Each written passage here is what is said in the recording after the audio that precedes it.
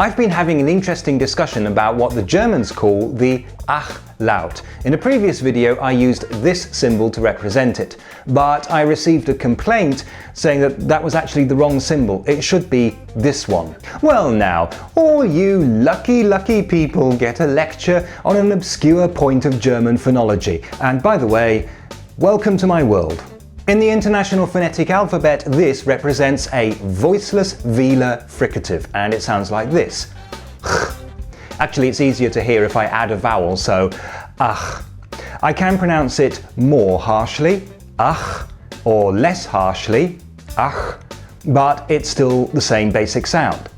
This, on the other hand, represents a voiceless uvular fricative, and it sounds like this. Ah. Don't worry if you can't hear the difference, it is very subtle. I'll try to exaggerate them for you.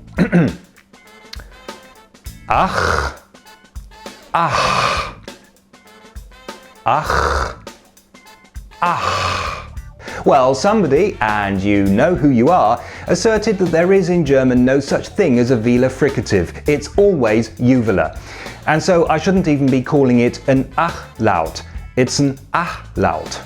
But phoneticists disagree. For example, Professor Emeritus Dr. Klaus Kohler, who has spent a lifetime publishing articles with titles like Terminal Intonation Patterns in Single Accent Utterances in German, says that the velar fricative is the normal pronunciation, but there are dialects where that and the uvular fricative are allophones. This means that in some dialects you only hear the velar fricative, ach. In others, you sometimes hear the velar fricative ach and sometimes the uvular fricative ach. I know I sometimes use the uvular fricative myself, but never in words like Buch. I did try to pronounce Buch with a uvular fricative and I very nearly swallowed my own tongue. Now, I'm not a native speaker, so I've enlisted the help of Katja from Deutsch für Euch. Hello, Katja. Hey, Andrew. Now, I've given you a short German sentence to read out. Yeah, you have. It's a very strange sentence, though. I know, I'm trying to win an argument, so Okay then, der hochbegabte Buchmacher sucht den Bach. That's good. Now just a little bit slower and we'll listen out for the fricatives. Der hochbegabte Buchmacher sucht den Bach. Excellent. Thank you very much, Katja. Oh, no problem. When do I get paid? Oh dear, we seem to have lost the connection. What a pity. Well, that was Katja, and she has her own guide to pronouncing the German CH. If you are a beginner learning German, you should definitely check out her channel. I've put links in the video description.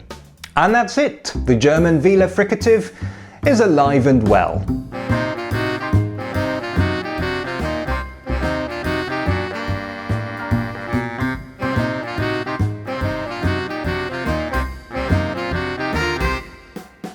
In the International Phonetic Alphabet, this frenetic? Okay then. So,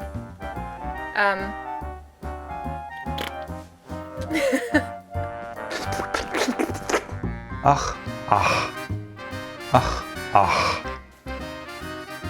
The lamp and the glass is orange. I know, I'm trying to read it. Okay then,